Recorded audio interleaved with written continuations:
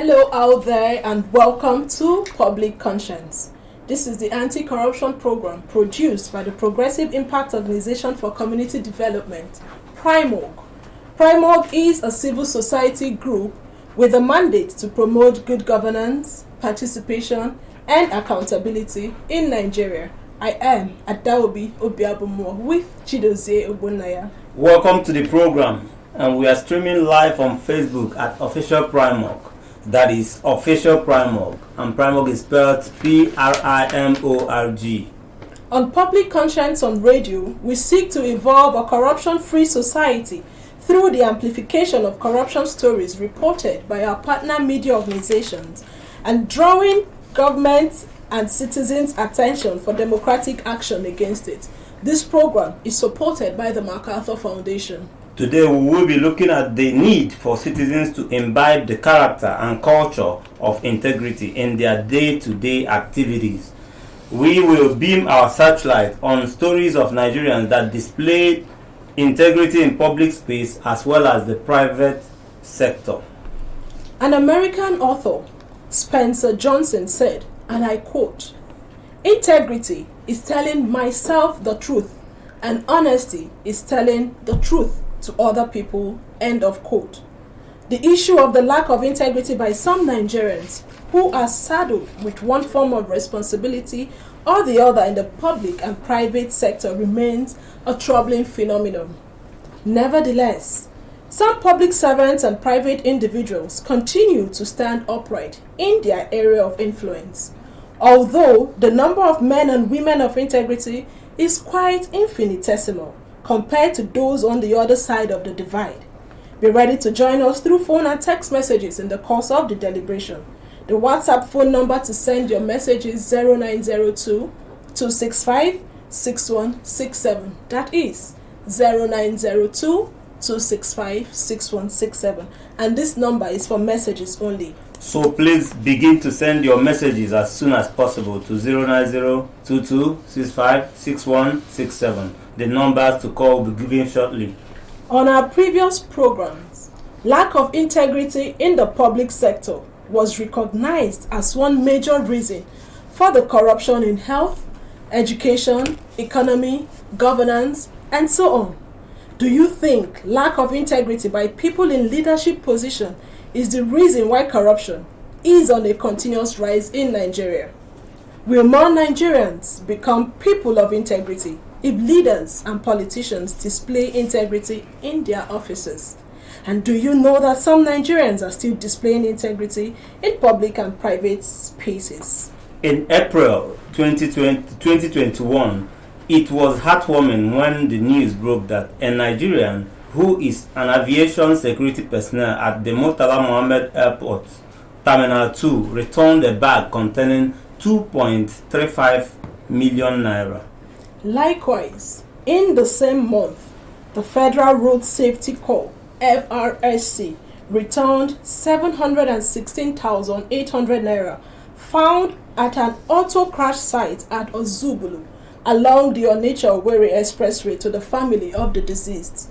And before now, during our town hall meetings, we've had Kate Mali, a Nigerian who returned the sum of $80,000 worth of Bitcoin mistakenly transferred into his wallet by an unknown person, and a lot others who we are proud of their lifestyles today. Despite that, we are still far off where we should be, knowing fully well that the rate of corruption in public and private sectors in Nigeria puts our overall development as a nation in jeopardy. Many stakeholders have continued to underscore the impact of poor integrity in Nigeria's public and private sector, insisting that it undermines economic projection and national development. And to further discuss the need for citizens to imbibe the culture of integrity in their public and private lives, we have in the studio the Project Controller Integrity Organization, Toyin Mwidu. Welcome to the program. Thank you for having me. And we also have Maru Atumo, who is the Information Technology Officer at the same organization. You're welcome. Thank you very much. It's a pleasure to be here. We will also have the country director, Accountability Lab, Friday Ode, join us via the phone. Friday Ode is the country director of Accountability Lab Nigeria. So let's quickly we'll start off with Toyin Nwido. We have so many Nigerians who are resisting corruption and living upright every day in their various spheres of endeavor. And so many go unsung. How do we identify some of these Nigerians who would on a daily basis are resisting corruption? Okay, thank you so much. So to start with, what we see in our day-to-day interactions, our experiences and business operations across all sectors, be it the public or private sector, even studies from researchers on different issues in societies. Now, this gives us a vivid picture of what our society looks like, how members of the society perceive or would react to certain things. Now, so we find ourselves in a society where no one asks you how you make your money. Just do it. So we have an underlying factor here, which is survival. 2. Now, a large portion of the society are open to someone who can bend the rules. Just make it happen. Now, in terms of resisting corruption, living upright, or what have you, it's a nice to have, but the question is, does it put food on the table? The average man is in for survival. Does integrity put food on the table? That's the question on the average citizen. Does it put food on the table? If it doesn't, I can go on, just get it done. That's the perception. But that does not mean that we still do not have people, who stand up to their values. We still have tens of people who on their own, based on their values, try to stand out. But unfortunately, such stories are not often told. Does integrity put food on the table? Let's get to Maru Atumo. Our culture and traditions encourage integrity and honesty too. And there are those who will not steal or get corrupted no matter what. We've heard people say that some years back, if you have an item, let's say in our country homes, you put your wares on the table, you could go to the market, you're sure that when you get back, your money for those who bought those items, they will be under the trees. Do we still have such people in Nigeria? And how can we begin to translate this cultural and traditional integrity in our roots to the things that we do in our ordinary lives and where we find ourselves? Okay, let's examine that culture and tradition for a moment. Our cultures and our traditions are based on people. It's the people who actually, their actions and their interactions that make up these cultures and these traditions. And while it may be accurate to say that in the past, our culture and tradition was a certain way where integrity was upheld, where people were more trustworthy and honest with each other, things have changed because the environment that these people find themselves have changed. The people back then were in a different environment. We as Nigerians right now are in a totally different environment. If we look at it from economic standpoint, from social, political standpoint, we're in a totally different environment. And because of that, our culture right now has evolved to match the realities that we are facing. So while it may be true that in the past our culture was all about honesty and integrity and people were more trustworthy, but right now the need for survival has sort of twisted our culture to meet to what it is right now. So the corruption that we see right now is I won't say it's cultural. I won't say it's something it's just the culture that we have right now. People have evolved to sort of meet their survival needs, and that's the current culture that exists today. So another thing to take into account is the fact that culture for a lot of people has to do with what they do back home. So somebody might come to the office, might do all the necessary stealing or moving bribery and corruption to get money, and people will look at that as corruption. But when he goes home, he can't do those kinds of things. When he travels to the village, But we say culture is a way of life. It is a way of life, but at the same time, culture is also dependent on where people find themselves. So it's probably relative. It's relative. That's the key word. So their culture, what they exhibit as their culture in their workplace, is totally different from what they might be exhibiting at home amongst their own people. And then you find that as far as those people at the village or in their home communities are concerned, whatever they do outside, it doesn't really concern them, as long as it doesn't, in their own mind, negatively affect them in the village. So do you see there's a bit of a difference between how culture is perceived in different places? Somebody might still, I mean, okay, if we look at some of the corruption stories that happened since in the past decade or so, we have people who would go into public office, steal public funds, and when they eventually get caught by our anti-corruption agencies, there are people from their village who are supposed to be upholding the culture of integrity and honesty, would be the same people that would come and protest on their behalf that they should let their son or their daughter go. Maru, you are saying that we've lost the culture of being people of integrity. I'm saying that our culture has evolved right now and that integrity is no longer as important to most people now. The evolution is obviously on the negative, but we have Friday Ode. He's the country director. He's the country director of Accountability Lab Nigeria. Thank you for joining us on the program. Thank you very much, guys.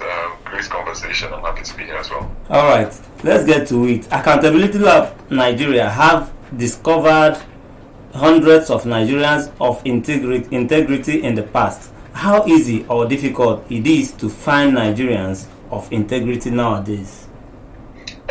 Thank you. Good question. First of all, I would say it's easy to go out there to look for people, but it's hard to find people of integrity. So you have 4 million or you have 200 million people in Nigeria, but when you come and say people of integrity, I tell you, it's one of the most difficult things that actually encourages me as a person to continue to do this work, because more like the last speakers just said, Nigeria has evolved to something else, like on the negative side. Now you find it difficult to have or to even find people of integrity doing the right thing. One of the questions that I ask myself is, I know you mentioned, I'm sorry, I've forgotten the guy's name that returned 80,000 worth of Bitcoin. Kate Malley. Yes, Kate Malley. We also had him on our program sometimes back, and the question for me was when he did that single act. If you know the backlash that came for him in the Nigerian social media space, it was crazy. So that's what I'm saying. It's now difficult for us as a person to see that Nigeria has evolved from one point to the other. Like we are losing our value, we are losing our culture when it comes to integrity. But however, going back to the question, people of integrity are very, very hard to find. One of the key things for us is we found out through our programs, if you find these people, it's actually hard for them to express their integrity in public, because people will come for you, just like I used the Kate Malley as a point. People will come for you, or they will witch hunt you, because our program is mostly focused on public servants. They will witch hunt you in your workspace, saying that are you the only one that is a person of integrity. Secondly, citizens during our programs, we found that people don't understand what it means to be a person of integrity, which makes it difficult to say why people are justifying wrong and justifying what is not right in the eyes of what people are saying. So I was in the program last week, and the question was, who now even talks about what is wrong, what is right? Who defines what is right? So we are beginning to have conversations that we're not even supposed to have in the first place. How can we ensure that we're doing the right thing at every time? So it's quite difficult for us when we go out to the field to find people of integrity. If another thing I will put out to Nigerians out there is, if you look at most ministries, departments, and agencies, and look at what their what's that thing, the value system or their mission or their vision and all that, I forgot what they call that. Mission and vision statements. Yes, they have integrity as a watchword in almost all MDs in Nigeria. But I tell you, it is quite difficult for us as Accountability Lab looking for people of integrity, because you hardly find MDs which are accountable. Meaning, you proclaim integrity as your watchword, but you don't even live up to it. So it becomes in the line of the recent budgets, which was budgets as an NGO, we partner with us as well, who just had some revelations on duplicate projects which is in the budget. Nobody is even talking about. So we are justifying all of these things in our system, which makes it difficult to find people of integrity doing the right thing. Going back to my first point, if you come out as a person of integrity, the Nigerian system will fight you. So it's quite difficult for us as an organization trying to find people of integrity in government.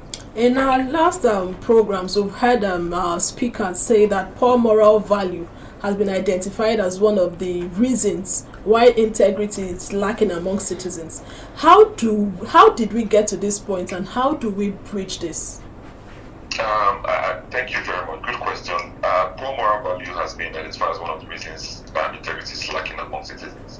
If you notice from our own perspective, we have different institutions, the legislative, the executive, and the judiciary, which lead us. So that's why, for me personally, I've always believed on a top-down approach.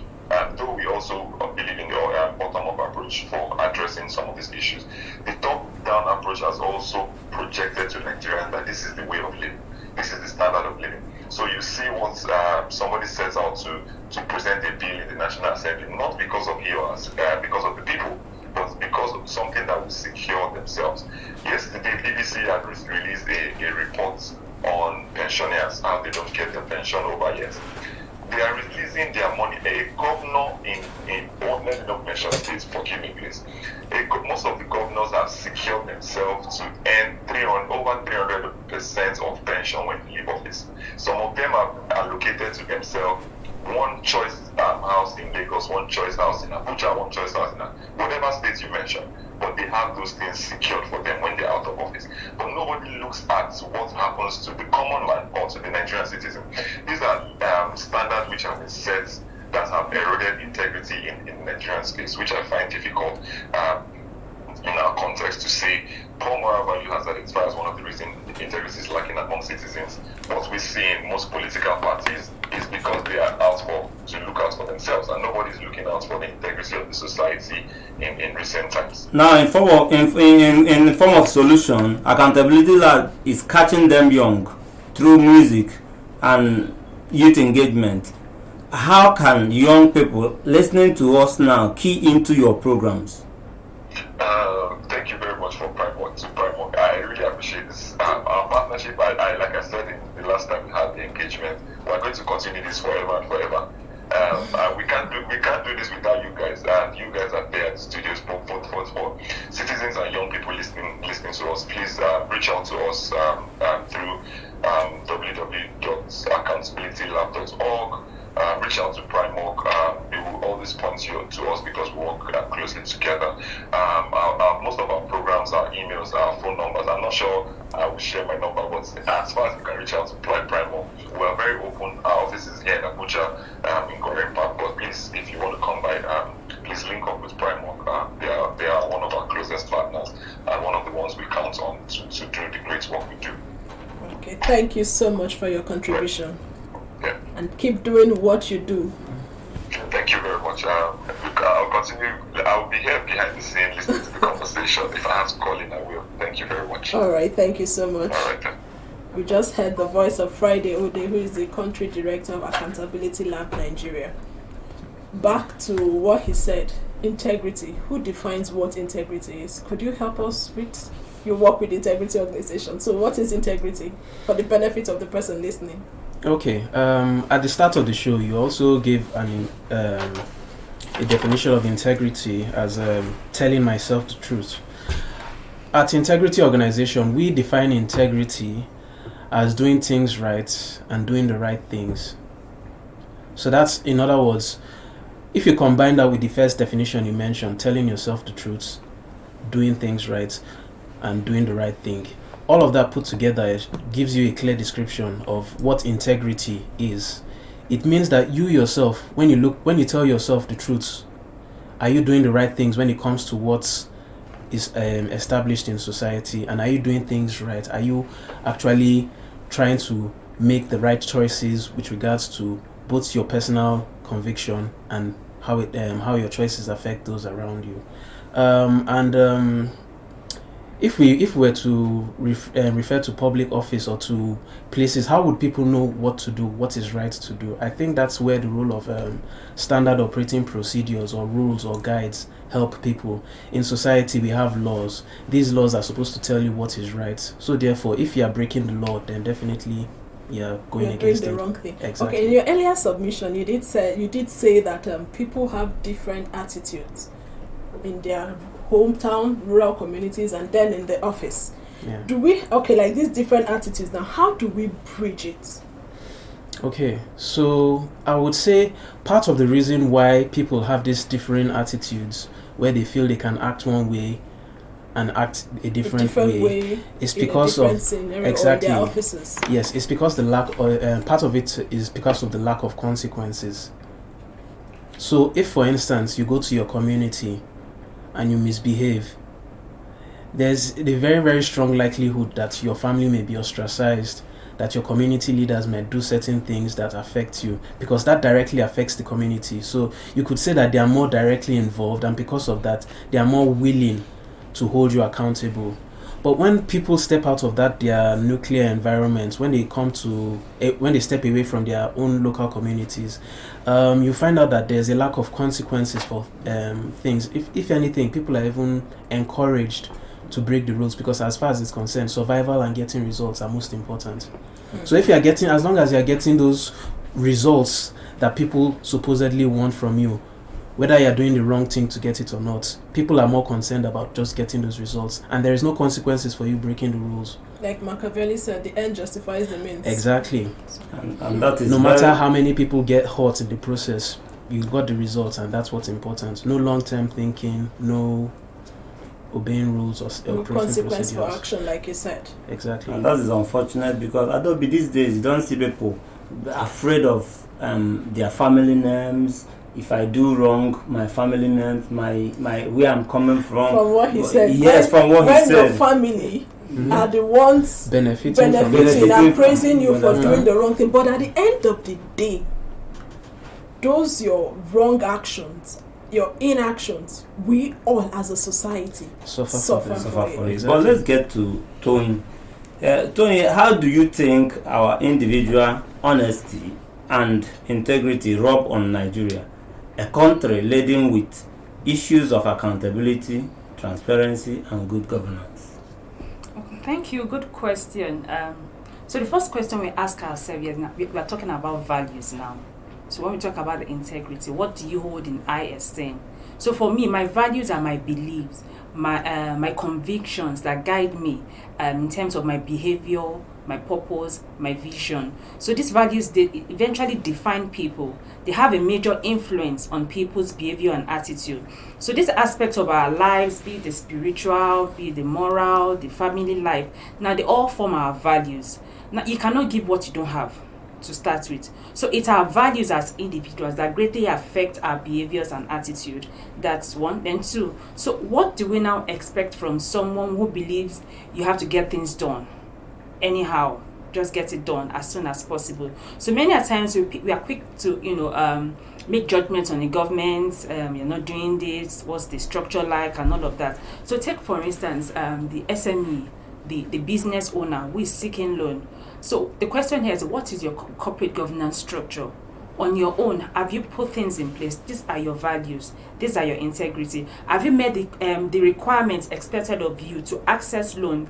So if the business owner is not able to tick the box, the 1, 2, 3, then you go out of your way to penetrate the system, and by all means. So here, if care is not taken, it's a case of striking a matchstick and then dropping it in the kerosene, where the integrity is not there, and then you're not coming to meet a system that we say is already porous. I mean, the result is expected.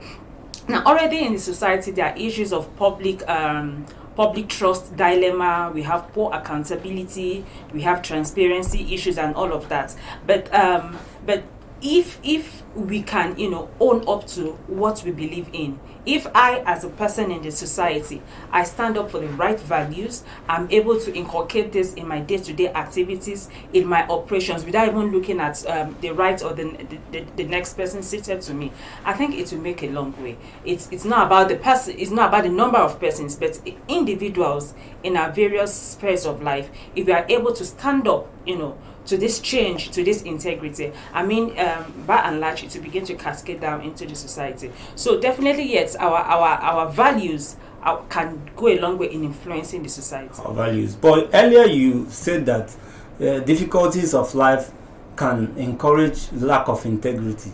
Yes. So that integrity does not put food on the table. Yes. So how do we balance this act? Yes, so I go back to that statement that integrity does not put food on the table. Now there's a case of your own value as an individual.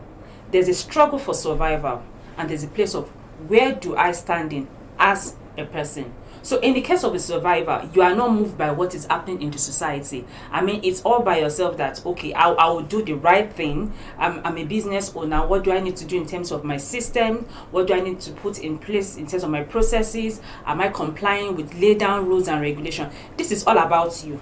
And at the same time, trying to make ends meet. So where the values are not there, then automatically I become porous, and then I affect the system. So there's a place of you as an individual having your own value to yourself, and then there's a place of survival. Individualistic approach now. Dossier, it's time for us to get the listener to join the conversation. Yes, but let me quickly remind the listener that to follow us on our social media platforms at Official Primorg. Primorg is spelled Primorg. Remember that we are streaming live on Facebook at Official Primorg. And remember that this program is interactive. The WhatsApp phone number to send your message to is 0902-265-6167. That is 0902-265-6167. What is your reaction to what you have heard? And do you think lack of integrity by people in leadership position is the reason why corruption is on a continuous rise in Nigeria? And will more Nigerians become people or persons of integrity if leaders, politicians display integrity in their offices? And do you know that some Nigerians are still displaying integrity in the private and public sector? Despite the bad pictures, we have had ordinary Nigerians on this program, taxi drivers and others, who decided to be people and persons of integrity, honest and upholding values of integrity. How are these people able to stand, and can we emulate them? We've had taxi driver who came on this program to say people have forgotten so many items in his vehicle, and he was able to locate them. How do we encourage others to emulate them? Okay, allow me to use an analogy. People of integrity, if we imagine Nigeria or our space as a dark place, and we look at people of integrity as people shining, holding up a candle or a flashlight. Imagine a dark hall room, church-sized hall room, fully dark. Somebody holds up a torchlight and it's still dark, but anybody that's standing in that same building can see that torchlight. It doesn't fully overcome the darkness, but it's enough to shine a light for other people to notice. Imagine if 2 people held up torchlights, 3 people, 4 people, the number keeps increasing, the darkness keeps reducing. Eventually that place will be well lit. That's the analogy we should have. That's what we should have in mind when it comes to integrity and actually bringing about change. Now, the people you've had on your show who came about, who have performed acts of integrity, they are not dead. Yes, where everybody's in survival mode as far as this country is concerned. But these people have chosen the path of integrity. They still continue to choose it every day, and they still continue with their lives. It doesn't, because you choose integrity, doesn't necessarily mean that you are going to die. Your personal morals are what are helping this country to actually get to where it needs to go. So if we all hold ourselves accountable, and regardless of, understand that the fact that we are choosing integrity is for a better Nigeria, for a long-term better, rather than for immediate gain, rather than for that small amount of money that you would collect as a bribe, or that small this thing if you pocket that country. If we look in the long term and realize that these acts of integrity that we choose to perform now would have a positive impact on our nation, if we choose to do that rather than blaming other people, we will take our own small bribe, but we'll be blaming the person who is higher above us, that is taking a much larger sum, because we are jealous of how much that person is stealing. We want to steal. If we choose to ignore that and actually build on our integrity, then I feel we as Nigerians, we can actually build a nation that we can become proud of. It's not about looking at other people and trying to use their own means of survival, but it's about using your own personal morals, your own personal integrity to do what is right and to do things right. I believe that's the way forward. In addition to what Maru has said, so can we also begin to increase storylines around cases like this? So it's interesting to read that airport security personnel has returned so amount, FRSC has returned so amount. I mean, let's increase that storyline. We read of kidnapping, we hear of this, we hear of government is doing that, but the little story that do not count, can we begin to increase such storylines now across organizations, across MDAs?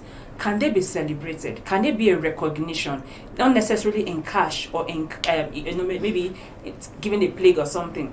Can there just be a recognition to motivate these people? We have had civil servants, public servants, teachers, doctors, who on a daily basis are standing on integrity on this program in partnership with Accountability Lab. Interesting. Yeah. Interesting. I think that's something that should actually continue, because it would inspire more people who are constantly. In fact, there was some research that was done, a National Crime and Corruption Survey that was done, I think, in partnership with UNODC. I can't remember the exact year, but part of the 2019, part of the findings for the research was that, as far as Nigerians are concerned, there's 30% of us who would choose corruption regardless of whether there's another option. There's 20% of us who would not choose to go the route of corruption. They would rather go whatever the alternative, no matter how disastrous or how time-consuming it is. And then there's 50% who are just looking to see what would happen. Basically, 50%. Exactly. 50% who are thinking, okay, undecided. What would happen? They are waiting for that stimulus that would either push them to choose the path of corruption, to pay a bribe or something, or who would, if they see things that would actually allow them to continue on the path of integrity, then they would choose that path. So imagine. That means we have a whole lot to do for 50% Exactly. of the population Exactly. undecided. So we need to Exactly. begin to shift their mindset. If you even had True. the 32, that makes it 80% of the population that's still prone to corruption against the 20%. So there's still a lot of work to be done. So to encourage that 50% to actually choose the path of integrity, which is part of what you've mentioned that you're doing with Accountability Labs, encouraging them to show that, okay, it's not necessarily that you go down this. Yes. Exactly. And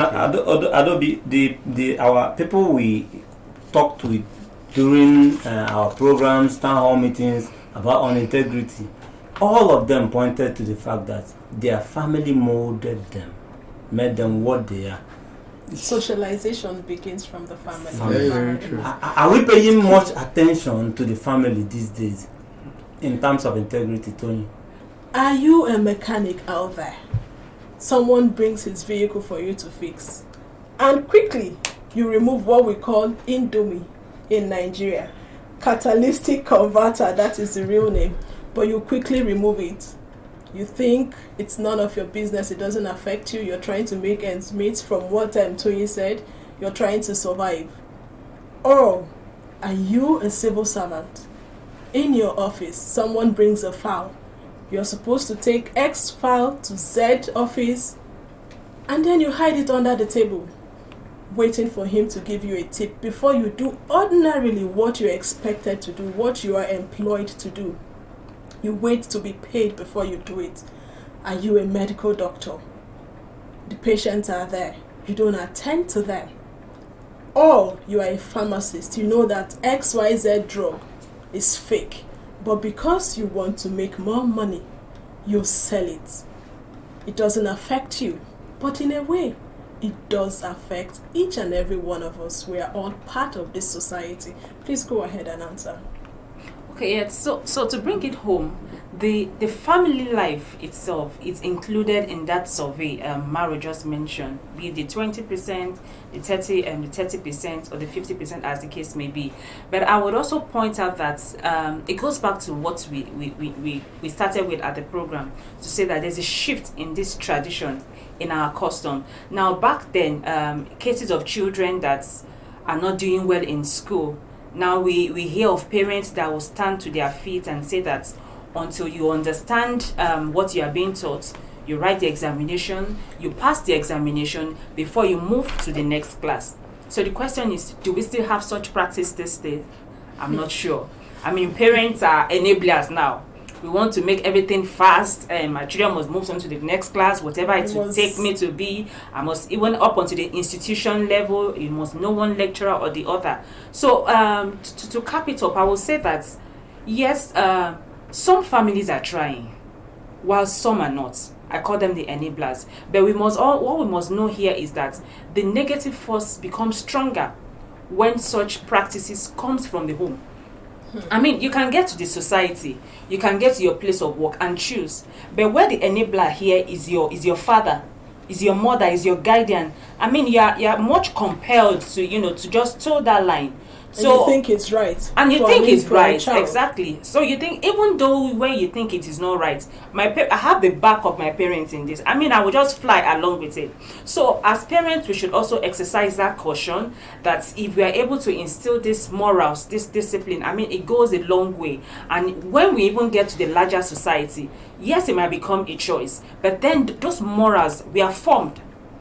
We would have been formed by those values, we would have been formed by those cultures, and then it will help in shaping the society. I totally agree with you on that line, but I must mention that we can see the huge impact of integrity on the national scale from National Bureau of Statistics, where you have Dr. Yemi Kale, who is holding the flag high. He was on our program as an integrity icon of Accountability Lab Nigeria the other time. This is an individual decision to do the right thing. Why are we having individuals? I mean, we have politicians. We ask this question: will more Nigerians be persons of integrity if the leaders are showing off, displaying integrity? So, do you think that what they're doing is rubbing off negatively on the citizens? Yes, I mean, the question answers, for itself. So there are two thoughts here, or two way. Number one, we are talking about the regulators, the government. Now we're talking about the people. Now the question is: are government putting in place what should be? Are there, in terms of services, in terms of delivery, is it helping citizens, to be up and doing in their businesses? Are things put in order? So that is what we want to look at. Yeah, so these are motivations. As citizens, we become motivated by what our leaders are doing. We voted them into power. Are they delivering as they are promised? Now, if the reverse is the case, then we see change in attitude of citizens. So, like I said, it still boils down to your individual decisions. So whether or not the other party, the government is doing the right thing, things are not in place, does that change our values? Does that change our belief? So if we all toe that line, or things are not going the right way, then I must also have a part of the national cake. So that's the song that comes next. Things are not going there. So why am I disturbing myself? Do I want to die on this walk? So I must also have a portion of the national cake. But until we begin to have a change in mindset, until we begin to have such orientation, and I think that's one of the purpose of this platform, to further sensitize people that yes, we can still live in this society, we find ourselves in society, but we can still stand upright. We can still uphold those moral values that can help, shaping the society in the long run. Okay, for you out there, you're on to Public Conscience, a production of Primark, the Progressive Impact Organization for Community Development, and we're talking integrity today. As a listener, as a Nigerian, as an individual, what are those factors discouraging citizens from doing the right thing? Let's be sincere. I want to hear your own view on the factors that discourage us from doing the right thing. Let's get to Maru. In your organization, part of your mission is to positively influence the behavior of citizens and... Okay, let's take this call. Hello. Hello. Good morning. Your name and where you're calling from? Okay, my name is John. I'm calling from... Let's hear you, John. Okay, now, where the question is just asked now. Let me look at it from the view of my own end here. Being someone who does one or two contracts, you understand? Now, take for example, I have an office I run. I get a contract from a government office. For example, the contract is for 15 million. And maybe I have checked my position, I type the 15 million, and the head of the office calls you after you have submitted your position and asked you to rewrite another petition raising the amount to 25 million. If you say you will not do that, you have to do the job. Your office rent is there, your kids' school fees are there. There is nothing you can do. If you choose to be that holy, you will be holy like that, and at the end of the year, you have nothing to show for it. And yet, government will still come after you with this tax. You don't want to know whether you are actually getting any good business deal or not. They will come after you so far your company is a registered company. So these are one of the issues Nigerians face. That you find at times they do not have the choice than to dance to the tone of this corruption at times. Because if you say you will not do right before you will say they will call another young man who will eventually do the job, and he will tell that it's better to go with little than you that you are trying to prove holy. So this problem, I don't know how God is going to help us. Okay, thank you so much. And like we usually say, God help us. God help us indeed. But he has raised a valid point and concern. You want to do the right thing, but the system. It's so frustrating and sad. But what should he do, or people like him do? And you need to put food on She said survive. She needs to survive. Exactly. Maslow's hierarchy of needs. Yes. Survival is that. So what should he do, Myro? Well, it's a tough one. It's a tough one indeed, because it's on the issue of survival, and it's between your integrity and your family. Do you let go of this contract and suffer for the next God knows how many months or years until you get the new, or you just, it's a one-time thing? And as far as integrity is concerned, it's about doing the right thing. So if you want to choose the path of integrity, then you need to do what is right and be willing to sacrifice. And be willing to sacrifice. If at the end of the day, part of doing what's right, it also involves reporting to the necessary authorities, because let's be honest, once you go that route, you just know that that's the end. That you're probably not even, in short, you'll probably be blacklisted as far as that particular ministry or parastatal is concerned. But that is the part of integrity, and that is part of what we need to start pushing for. Grievance reporting mechanisms. I know we had a whistleblowing act that was it 3-4 years the old? policy that was put in place. But we need more things like that first of all protect the people who are making reports, and then have adequate sanctions for those who are being reported.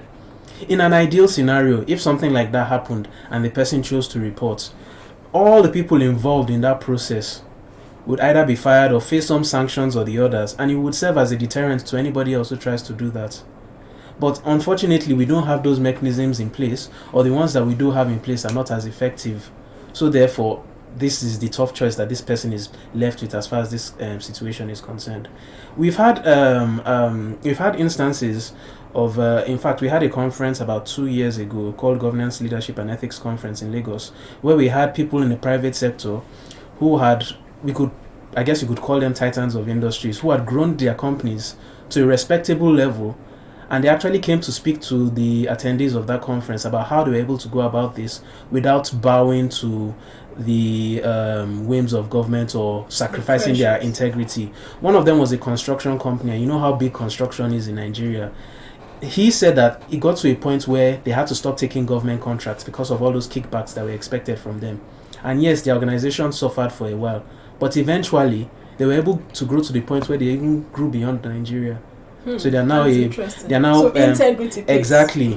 So at the end of the day, their integrity helps them to overcome that challenge, and it was difficult. No doubt, it will be difficult, but eventually, you will be able to stand above your peers.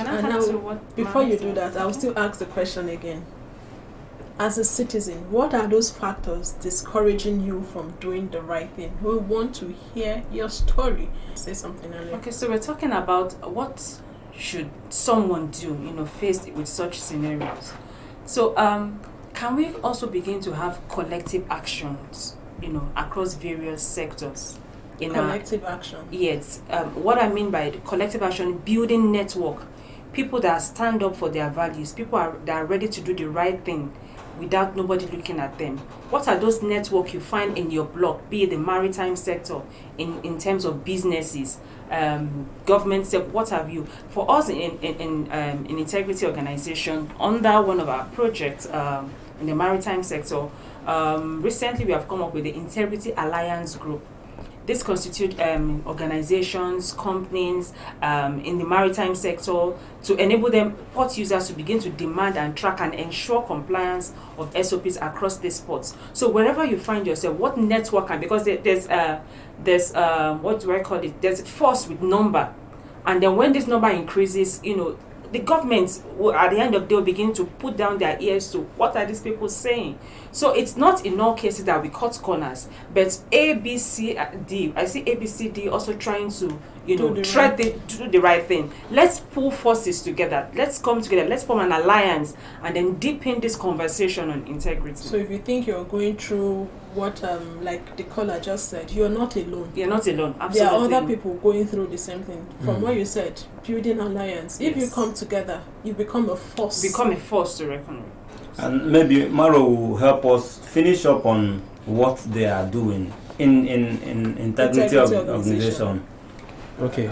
That you raised the question. In your organization, part of your mission is to positively influence the behavior of systems and institutions. How are you achieving this? She just mentioned one. Yes, and that's part of our strategy to develop ratings and rankings that actually show people the impact of their behavior on the economy, on the environment, and on themselves personally. So the purpose of these ratings and rankings that we do is to show people, for instance, what she mentioned now. There's also, if I were to point to one of our projects, we have the corporate governance rating system.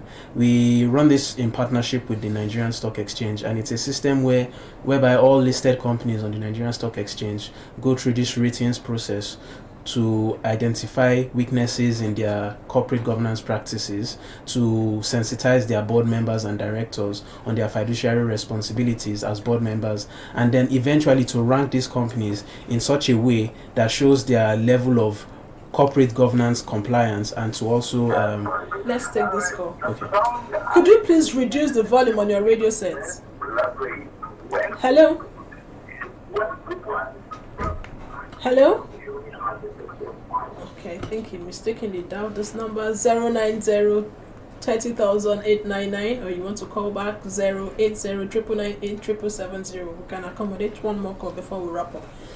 Okay, please just wrap up. Okay, so I mentioned the corporate governance system for rating system for listed companies on the Nigerian Stock Exchange. We also have something similar that we are doing in the maritime sector, which is called the Port Integrity Index, that rates all the ports in West Africa and gives them a rating based on how easy it is to do business. If we can publish these rankings and show that, okay, as a result of your rating or your ranking in this particular thing, you won't get as much business because people will want to go to where business is much easier for them to go. These kinds of things can influence their behaviors and make them more responsive to change and choosing the path of integrity. Okay. In 1 second. Okay, just wrap up. I wanted to ask you what are you doing to fully get the government involved in your activities? Maybe Toyin will wrap up with that. Okay, so recently, around August, September last year, so the government came up with the National Ethics and Integrity Policy. So it's a document that seeks to enhance transparency, accountability, especially in the public and private sector, in line with global best practices. So for us, it's one policy that stakeholders are the one implementing this policy. So we have the case of policies being in place, being at the custody of the government, but this is a policy that it accommodates the citizens, accommodates religious bodies, it accommodates media, the civil society. So it's interesting that we are partnering, with other stakeholders to ensure that action plan is developed, activities are developed, then the consequent management template is also developed. So this is something that we are doing, in collaboration with other stakeholders. And we've had ICPC on this program also discuss the integrity policy. Thank you so much. Our time is almost up. Our society is a combination of all of us, and not just those in leadership. Your action and inaction are also significant if we must get things done properly in this country. And it's been a robust discussion today. I'm sure you gained from it out there. Please visit the news page of our website news.primark.org. That is news.primark.org. For all the details of our report and interviews, visit our website, primark.org, to get all the information about Primark. In our subsequent editions, we will be discussing how to take integrity into the school curriculum. ICPC has flagged up this scheme. Can we catch them young through our school system? And you can watch our videos on Primark TV, our YouTube channel. Want to encourage you to subscribe to get reminders when we have a new post. We appreciate our guests, the Project Controller Integrity Organization, Tony Mwidu. Thank you so much. And Maro Atumu, who is the Information Technology Officer at the same organization. Thank you for coming on today's episode. Thanks for the opportunity. We also thank the Country Director and Accountability Lab Nigeria, Friday Ode, who joined us via the phone. Public Conscience is supported by the John D. and Catherine T. MacArthur Foundation, committed to building a more just, verdant and peaceful world. Get more information about the foundation found on its website, macfound.org. Join us again here next week for another episode of Public Conscience. And remember to follow us on our Twitter, Facebook, and Instagram at Official Primark. I am Chidozie Ogbonnaya. And remember that you can give us information or hint about Corrupt Act through our phone 0902-265-6167 or info@primark.org. Be a good citizen. Take responsibility for your action and inaction, and let us all be part of the solution. I am Adaobi Obiabumo. Stay safe.